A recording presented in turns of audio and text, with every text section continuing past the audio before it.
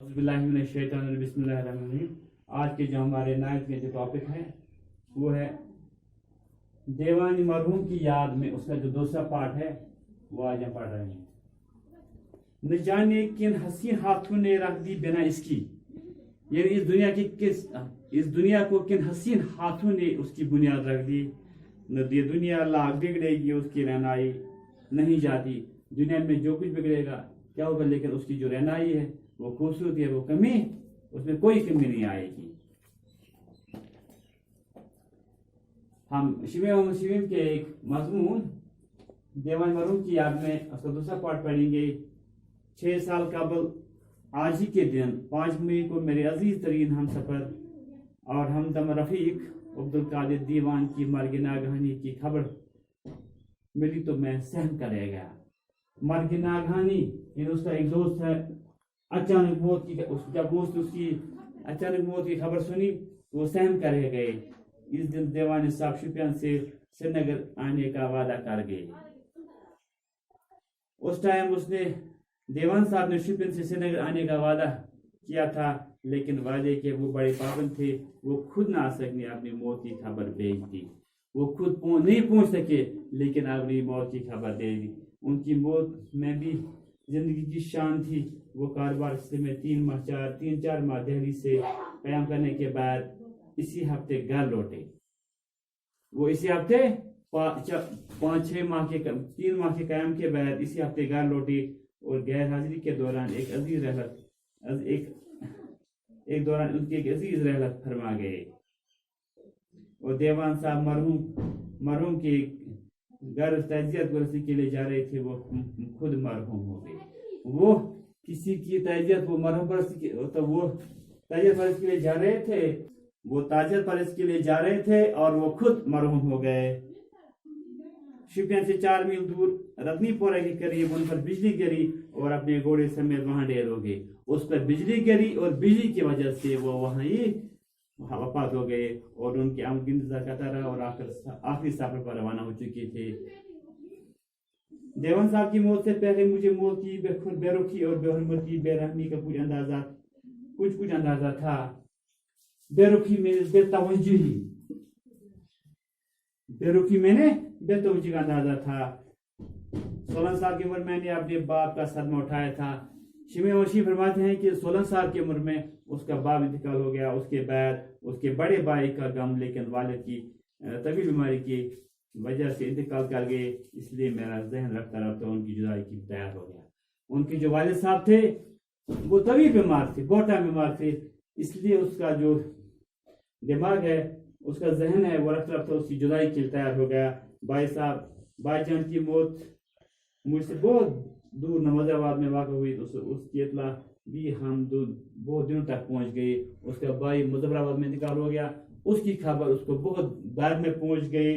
इसलिए वो गम सिर्फ मेरी रूह को झंझोड़ कर रख दिया और घायल नहीं किया। लेकिन देवान साहब की इंतहाई और गैर मुतवक्का बेवकत मौत ने जिंदगी में मेरे एतबार की बुनियादें हिला कर रख दी। लेकिन उसका जो दोस्त था देवान साहब की मौत ने उसकी बुनियादें हिला कर रख दी। और उसकी मौत के बाद अब मौत का कोई हादसा मुझे बेवकत और गैर मुतवक्का नहीं लगता। वो कहते हैं कि जो देवान साहब का मौत है, मुझे वो लगता है गैर मुतवक्का मौत। लेकिन मौत तो किसी को क्या कर नहीं आती है। मौत तो हर वक्त गैर मुतवक्का ही होता है। अगर देवान साहब मर सकते हैं तो कोई भी मर सकता है। वो कहते हैं कि अगर देवान साहब मर सकते तो कोई भी मर सकता है। मैंने अपने जहन में ये फैसला किया, मेरा ख्याल है कि मैं इन्हें कभी नहीं बुला सकूंगा। अब उसने सोचा कि मैं आप देवान साहब को कभी नहीं बुलाऊंगा, लेकिन उसकी वजह मेरी जिंदगी में जो खला पैदा हो गया वो कभी पूरा नहीं हो सका। खला के माने खाली जगह, खला को खाली जगह। उसने कहा कि जो खला पैदा वो कभी पूरा नहीं होगा। मैंने सोचा वक्त गुजरने के साथ साथ उसकी याद कमजोर पड़ने के बजाय ज्यादा हो जाएगी। उसने सोचा है कि अब देवान साहब की जो वो याद है वो कमजोर होने के बजाय याद ताज़ा हो जाएगी। मैंने अपने زیادہ ہو جائے گی، اور ہر موڑ پہ اپنی یاد لانے کے لیے میں نے شروعی طور پر ان کی یاد کے لیے تازہ یاد رکھنے کے لیے اہتمام کیا تھا. تو وہ کہتے ہیں کہ اس نے شروعی طور پر اس کی یاد کے لیے کچھ اہتمام یاد تازہ کے لیے رکھنے کا اہتمام کیا تھا. میں نے اپنے لکھنے کے میز پر بھی ایک فریم شدہ تصویر سجا دی، اور ہر سال 25 مئی آئینہ میں ان کے متعلق تاثرات قلم بند کی. یعنی اب اس کی برسی 5، وہ ہر سال 5 مئی کو منا رہے تھے اپنے دوست کی برسی پر. وہ اپنی دوستی کی برسی ہر سال 5 مئی، لیکن مجھے معلوم نہیں تھا کہ وقت کا بہرحم قافلہ یادوں کی پگڈنڈی پر گرد اتنی جمالی کہ بہت سے جانی پہچانے صورتیں بھی اجنبی آنے لگے. اب وہ سوچنے لگا کہ وقت کا جو بہرحم قافلہ ہے وہ جانی پہچان صورتیں، اس سے جانی پہچانی صورتیں بھی اجنبی ہو جائے. اجنبی پرایا یعنی دیوان صاحب کی تصویر آج میری میز کی زینت ہے. کچھ عرصے بعد تصویر بولتی ہے کہ اب خاموش ہے، اب ان کی یاد اب میرے سینے میں محفوظ ہے. شمیع وحشی فرماتے ہیں کہ ان کی یاد میرے سینے میں محفوظ ہے، لیکن بہت سی یادوں کا حصہ بن کر اپنی شخصیت کھو گیا. اب میں اس کے بارے میں سوچتا ہوں، ایک اجنبی پن سا احساس ہوتا ہے، جیسے میں کسی دوسرے کے بارے میں سوچ رہا تھا. آہستہ آہستہ شاعر فرماتے ہیں کہ میں بھی اپنے دوست کو بھی بھول گیا. وقت کے برہمت ہاتھوں نے میری زندگی کا سب سے بیشترین سرمایہ لوٹنا شروع کر دیا. اب میں اس جرم کا اقبال کرتا ہے کہ وہ ایک خاموش تماشائی کے سے یہ گاری دیکھ رہا ہوں. اب ابھی دیوان صاحب ہم سے جدا صرف 6 سال گزرے. آج اس کی 6ٹھی برسی، ان کو یاد بنانے کے لیے مجھے کئی بار اپنے آپ کو یاد دلانا پڑا. یعنی 6 سال میں ہی وہ اپنی دوست کو بھول گئے. پچھلے سال تو میں اس کا تذکرہ کرنا بھول گیا. میرے دوسرے احباب میرے ساتھ ہی کریں گے، یہ سوچ کے لگ جاتا ہوں. تو شاید شمیع وحشی فرماتے ہیں کہ آہستہ آہستہ میں اپنے اس دوست کو بھول گیا. آہستہ آہستہ میں بھی اس کو 6 سال میں ہی میں نے اپنے اس دوست کو بھول گیا. عبدالقادر دیوان کون تھے اور کیا تھے، بتاتے تھے.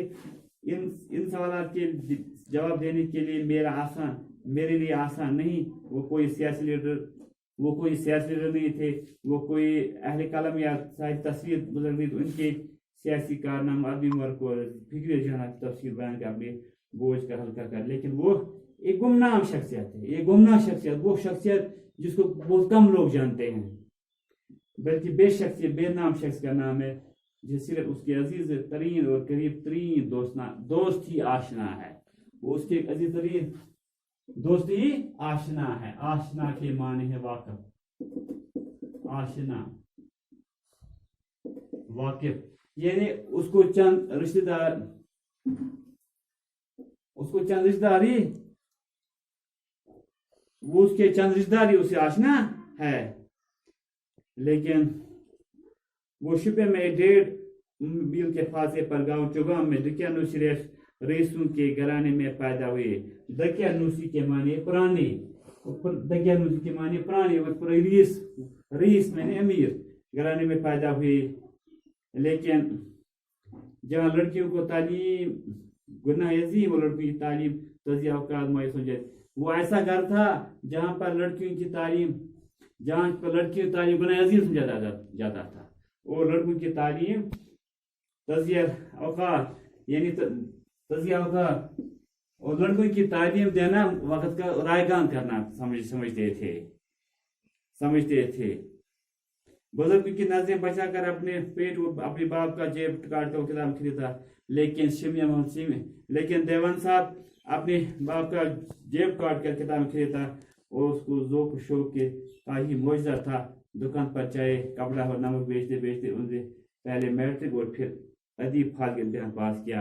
اس نے پہلے میٹرک پھر ادیب فاضل کا امتحان پاس کیا. اور ان کی ہی صحبت کا فیض ہے کہ میں نے 4 حرف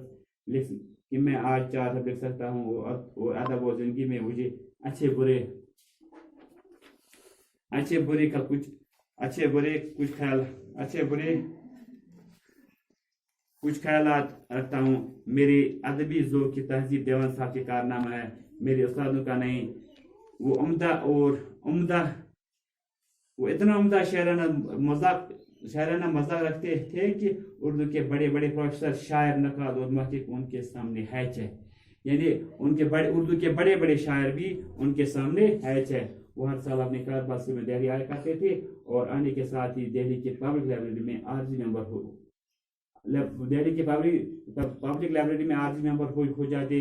इस लाइब्रेरी में जितना इस्तेफादा देवान साहब ने किया शायद ही किसी ने नहीं किया।